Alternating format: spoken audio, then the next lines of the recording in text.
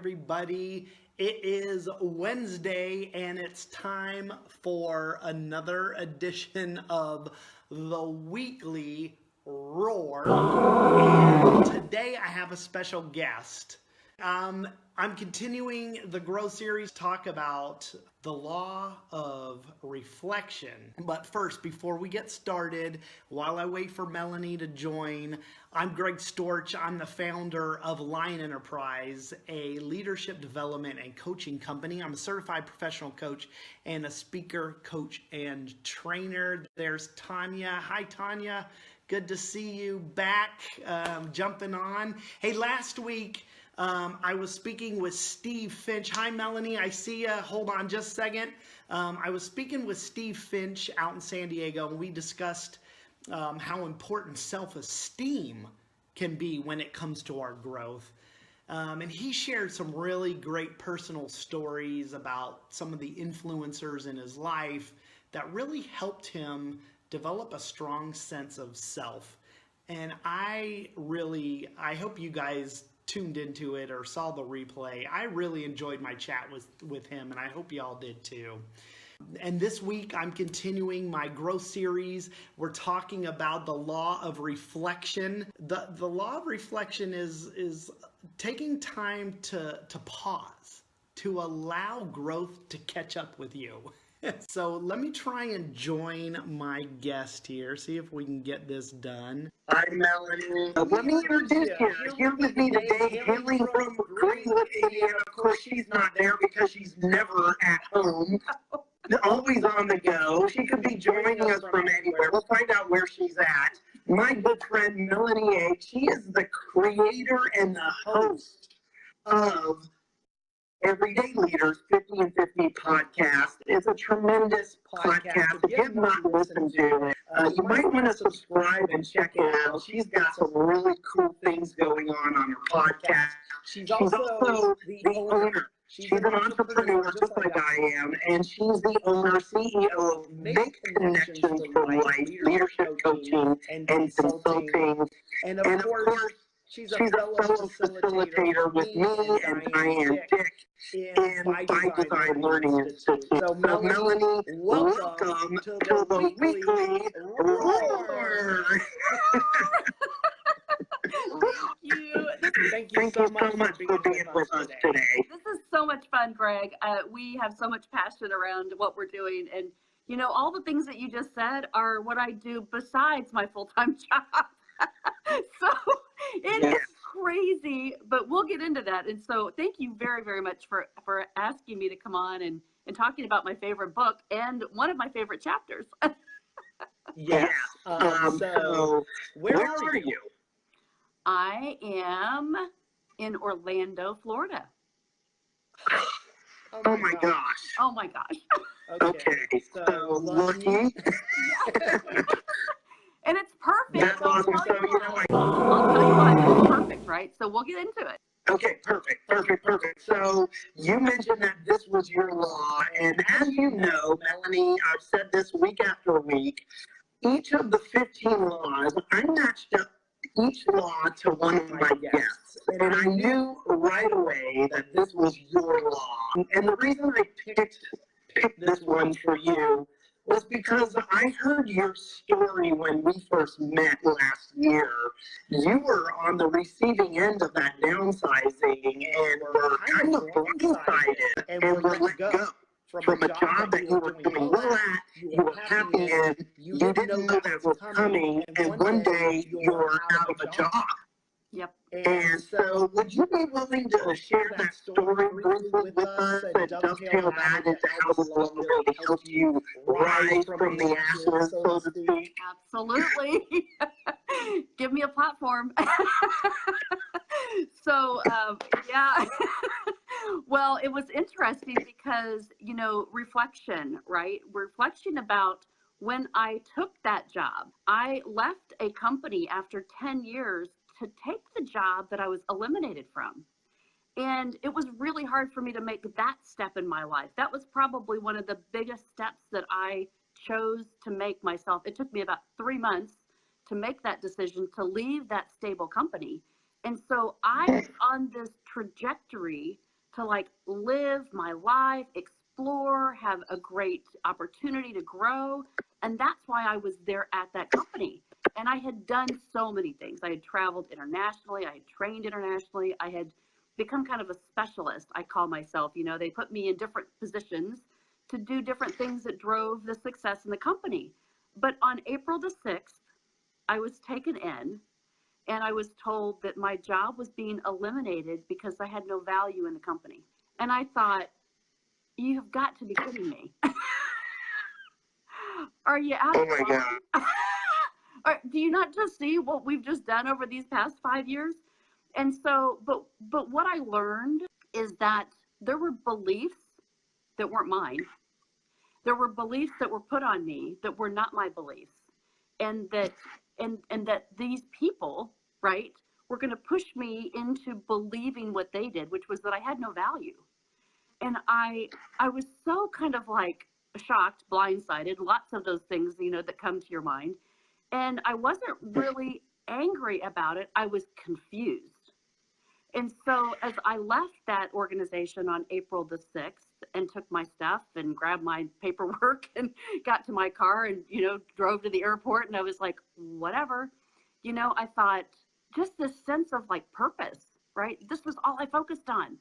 And what had happened the 3 years prior to that is I had started to develop a personal growth plan with the John Maxwell team, with being a coach, with being a speaker. And so what I understood is I knew myself. And so I knew that what had just happened to me, it wasn't anything, you know, that I needed to believe, but it was something that other people may believe for whatever reason.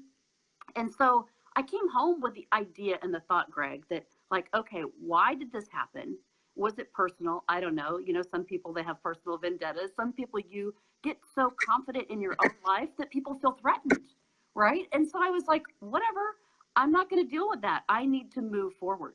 And so what I understood was also in April, I had started my podcast last year. So I had, you know, about 10 weeks already of producing a podcast that was adding value to people. And so that was really important to me. And I thought, hey, maybe these people don't think I have value, right? But I don't believe that, because I am sharing stories and lifting people and helping them connect to others. And that's my journey. So here's what happened. April the 6th, on Friday, I was eliminated. On April the 7th, my intention was already planned. So my mindset was already around the next day. I had set up an appointment to go to the art museum to schedule a leadership summit about my experience from my 2018 that hadn't even happened yet, that was happening, about my leadership beliefs from people that were going to be on my podcast. I had decided before I got eliminated that that was going to be my journey. And so what happened, right? So I get eliminated. The next day I'm at the art museum, I'm signing this contract, and I'm saying, this is my journey going forward, because I knew that I had more beliefs about myself and my life than what one person or a group of people were going to try to make me, right? Put me into a corner. And so it was really an amazing time. It was scary. I did a Facebook Live, like, oh my God, I can't believe this happened. You know? I remember. But I didn't let that stop me, because I knew, I was like, I'm committed. Somebody told me one time, like, you commit. And when you commit, you are all in. You are, you know, loyal to what your vision is. And so that is part of really why this has been, when I reflect on it, why I didn't let anything stop me. Because I had already started the podcast. I had already started the belief about myself growing and learning and doing the 15 Laws of Growth classes. That was really where my soul was. And so if other outside noises, right, were telling me something different, but what I've learned is those outside noises are other people's beliefs. That's not what I have inside. And so I just used that to propel me to continue to focus on what I felt good about and what was bringing joy to my life. Wow. Wow. That's huge. Huge. I really I really appreciate you sharing that personal story with us. But anyway, Melanie, let's continue down these because I want to ask you some questions about this law specifically. Let's talk a little bit about how the power of the pause has played a role in your life and how you learn to grow from reflection.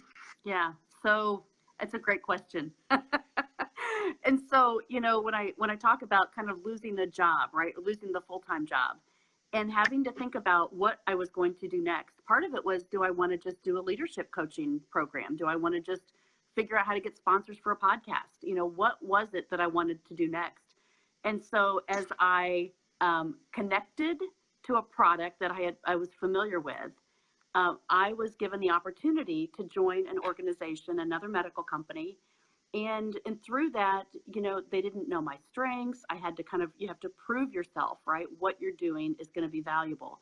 And so I figured out how to, from learning my own personal growth, right? How do you connect with people? How do you add value to people? How do you really become into an organization and don't go in and try to change it, but understand what the geography is, right? The landscape and what people's beliefs are. And so before I started with this organization, I sent a letter to all the leaders. And I sent it to somebody on our team and I was like, hey, you know, does this make sense? But I sent it to the leaders, the president, the chief medical officer, you know, the people that are leading the organization. And I said, what are your beliefs? Who are your mentors? Tell me how we're going to connect as an organization. It was really important for me to say, when I step into my next role, when I've chosen what I'm going to do next, these are the values that are critically important to me to understand.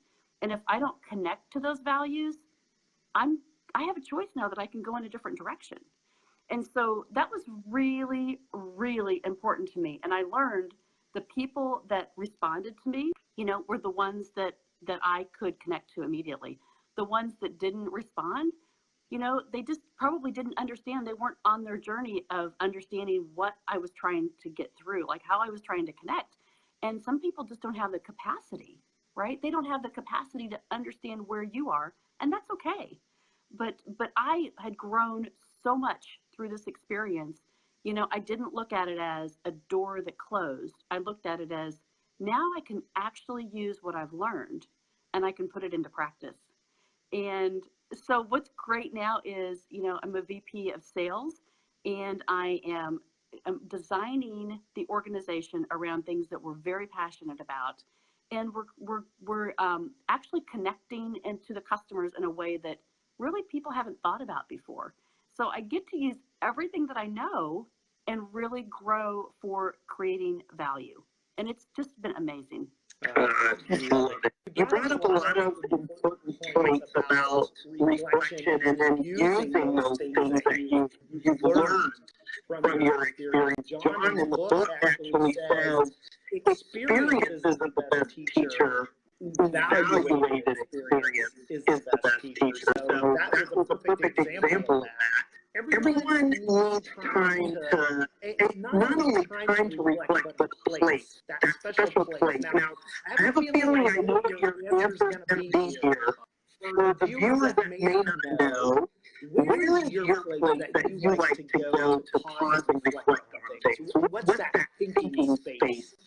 I want to know what you think. I would think it's on a boat on the lake.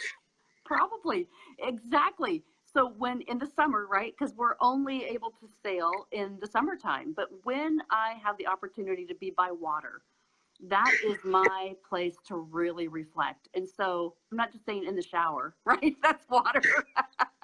And sometimes that's a really great place to stop because nothing else can get to you. The phone's not there. But, you know, by water. So anywhere that there is water, if I'm on a sailboat, if I am traveling, like today, I may go to a little lake or a park to kind of do some work because that's where my mind releases. And so whatever that space looks like for you, it is so important because you get into the right mindset so that you can let other things just kind of roll off, right? Things that may aggravate you, that you think, oh, if one more thing happens, I'm going to just blow, right? So I have to say, if I get to that point, if there's something that's influencing my thoughts, it's like, okay, well then what do I need to do, right? How do I need to get back into reality? And so I get to travel a lot. So I put myself in places. If I get on Expedia, part of my intention with this reflection is I know that that's important for me. So I will go to, get a cheap Expedia hotel, right? That's going to be closer to where I can walk to or have access to things that are really important as I'm traveling, because I don't have that consistency. That's what I do not have in my life, is a consistent place. I'm somewhere different every day. So, but you can make that happen if you plan it, right? If you're intention about it. And I know you're going to really laugh about this one, but I'm not really structured. So, so I have to think about it more. Yeah. That's funny. Yeah, I knew that was going to, like Melanie, my place is the beach. Anywhere near water, I feel calm, cool, and collected there. Okay, Melanie, the hits just keep on coming.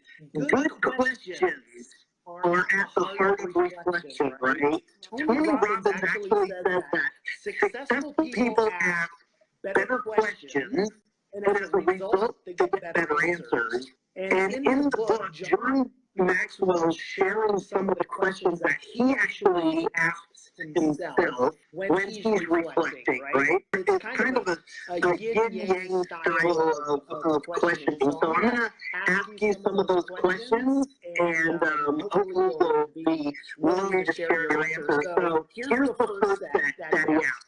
It's two parts. What's your biggest asset? And on the contrary, what's your biggest liability? Oh, I love this question. Are you ready? Yeah. My biggest asset is my energy. It really is. It's a gift from God. It helps me be enthusiastic about everything, because I look at things and I'm curious. Right. And it's because I have the energy to kind of challenge it. And some people say, oh, I can't do that, I'm so tired. I look at life. I've always looked at life this way. What can I learn? Right. My number one in Strength Finders is a learner. And I think because I have that characteristic, I bring the energy. Maybe I'm exhausted because I don't sleep very much, because I'm traveling and I'm in different locations in a different bed every night, seems like. But, the energy is a great asset, because it allows me to think about things in a different way. And I just, constantly use that as, how can I solve? How can I challenge myself to be able to use this energy? Because if I didn't use the energy, I would go crazy. But I allow to connect to people in that way, to be able to, really add value through that energy. And I've learned through conditioning, like, what's the best use of your energy, right? That's the real key of reflection, is how are you going to use your time? When I'm traveling, we teach the 15 laws, and I teach the leadership, the Life by Design on Monday nights. I do a lot of coaching with my own team. I do a lot of personal things on coaching. I'm doing my podcast, and I'm getting ready for my leadership summit. Like, if I didn't have the energy to do that, but it's the positivity that comes with it. Now, the other thing you asked me, right? What's Liability. What's the liability? It's this whole fear of structure. I'm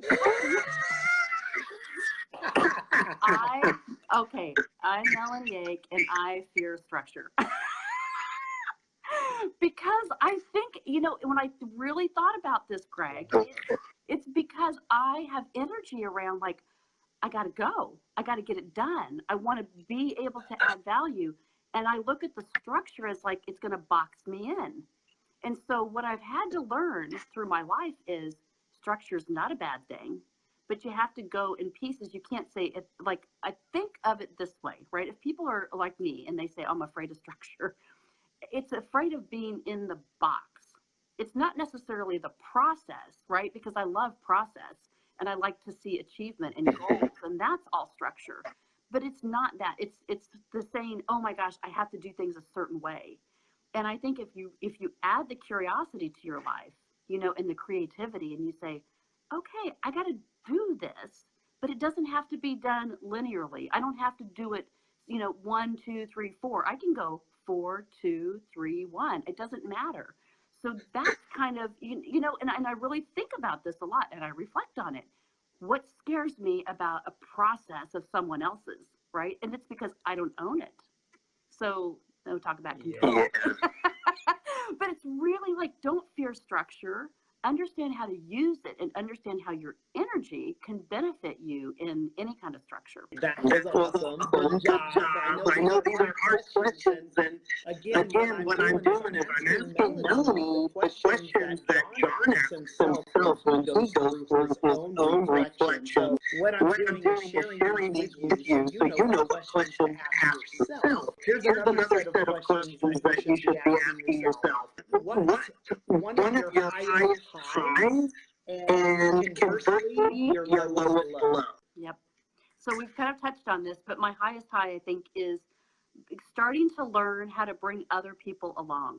You know, and I'm really experiencing this today, which is the real pride and joy, you know, of seeing other people accomplish things that they didn't understand were possible. And so as a coach, you know, as a team leader, as, you know, leading my sales team, having people get to the point where they believe themselves that they can do it, that there's, you know, there's opportunity, and all they have to do is just step back and release those fears and say, oh, if I really believe this, then this can happen. And I watched that. And so bringing people along on this journey, that because I have so much passion around, you know, beliefs. That's my word for 2019. But I think it's true, and I watch it happen, and people transform because of their beliefs. And so that's my biggest high. The lowest place, right? The lonely place, the lowest place I would say is when I'll have allowed in the past someone else's beliefs to become mine. Anytime that you say, well, you know, so-and-so told me to do it this way, or so-and-so thinks that I shouldn't do this, or they have, you know, they've taken me to here because they said that I should be doing this way. No, let that go, because that is not your journey.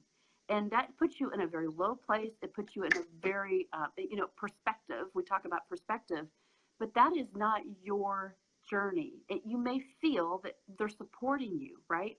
But we teach and we know that our mentors are people that are going to lift us and push us, not say, I'm going to put you over here in this corner because you have skills and I think you can add value to me. This is about our journey. So I encourage people, like, if you also believe that that's a lowest low for you, step out of that. Step out of it. Let it go. Beautiful. Man, that was really strong. All right. Best habit and worst habit. Oh, God. All right. My mom told my husband when we first met, and it's true. My best habit is I'm a connector. I want to connect. I want to be able to understand people. I really deeply want to connect you to whoever I know that you need to know. And as John teaches us, you always say, who do you know that I need to know, right? And who can I help you get introduced to? And so that is a great high for me. It is a great benefit. It is a great gift that God has given me, not to be afraid to connect people, right? There's so much value in that. But when you say, what's my worst habit? It's also being a connector. Because we have technology today, right? And so I don't want to say I'm obsessed with technology, but I don't want to feel like I've missed anything. So I am constantly, I'm one of these people, you know, that go to dinner and I have my phone with me. You know, I'm on the plane and I'm trying to get Wi-Fi so that I can connect. It's like this power of this addiction, right? Because you have it, once you find your journey and you know what your strengths are, you do it so much and so well naturally that it's just, you know, that's who you become. And so you'll find any way and any clear path to get there.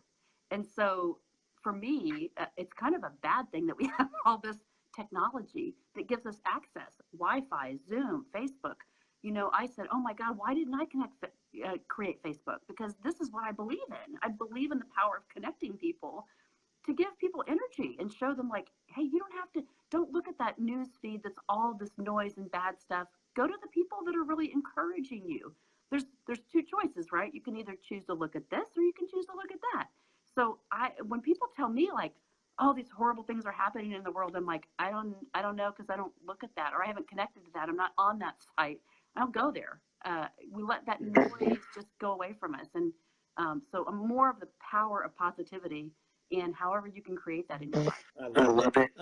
If you were speaking with a stranger and trying to explain the chapter from this book, The Law of Reflection, what would you tell them? You know, I would say, like what I learned from John Maxwell when I started this journey, that I always felt maybe a little, I don't know, not confident. I wouldn't say I wasn't confident, but I didn't understand why my story was important. I didn't understand how my story could change my beliefs. I knew my story was important, and I knew it was important to me, but I didn't realize the power that it gave me, myself, the freedom, right, to say, okay, I grew up with, you know, a single mother because my father passed away. I grew up living in an apartment because we were struggling, right, financially. And so looking outside of people, always trying to maybe think, comparing yourself, right? I'm not good enough. I didn't do this. I didn't live in a house growing up. I didn't have that backyard like other people, right? But because I knew my story, that, you know, our family was religious, our family was to help others, our family, the heritage in our blood, in our DNA, it's like John Maxwell, you know, you were designed to help others. And so I didn't let those fears really stop me, but understanding my own story was so critical, because as I went back and John said, go reflect and look at your own story, I began to see my connection of adapting, being in 6 schools before 5th grade. I understood that my strength is because I can adapt and I can connect, and it is a natural gift. And so how do I use that, right? And that's the power of reflection. If you know where you came from, you can surely know exactly the next step on where you want to go next.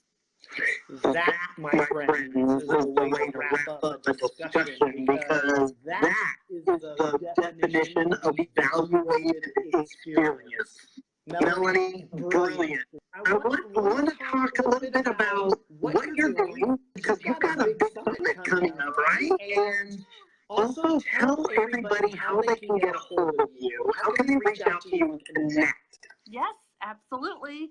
So my company that I designed a few years ago is called Make Connections for Life.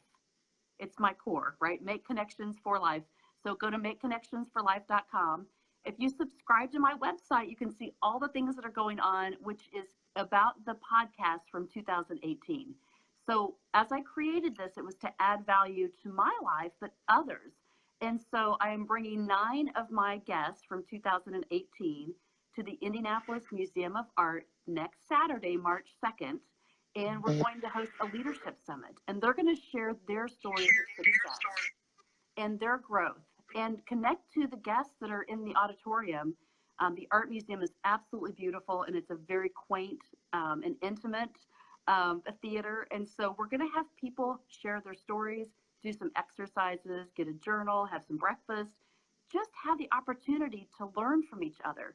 And so I'm so excited about this, because I saw this vision January 2018. I got eliminated in April. I signed the contract the next day. It's now a year later. It's all happening. And it's because I've been committed to the process, right? When I reflect on that, I go, wow, this is awesome. And so I really invite anyone. There's seats left. But if you go to makeconnectionsforlife.com, subscribe to my website, I can connect to you. I can show you how to get a ticket. And so I'd really, anybody in Indianapolis that you have the opportunity from 8:30 to 12:30 next Saturday, join us. We would love to see you. It's going to be an amazing, amazing event. It really is. I mean, you can see right here what an amazing leader we have. I appreciate you. Melanie, thanks for taking time today to join us to discuss the law of reflection. Thanks to all of you, too, for jumping on live and supporting us. I really appreciate you doing that. I'm going to be back here again next week, same place, same time, with another colleague of mine, another John Maxwell team member.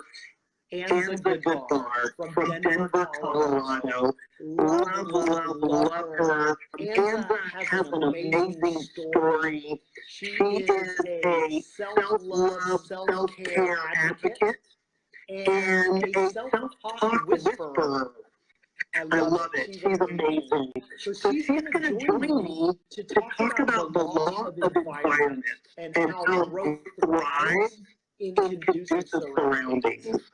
I think you guys are going to love her as much as you just love listening to Melahni. So, thanks everybody. Melahni, many thanks to you on the road down in Orlando, Florida. Good luck with your project this coming Saturday in Indianapolis. I know it's going to be a huge success. Best wishes to you. And again, thank you everybody. Now remember, until we meet again, be powerful. Stay poised, just like a lion. Bye, everybody. Thanks, Greg, so much. You bet.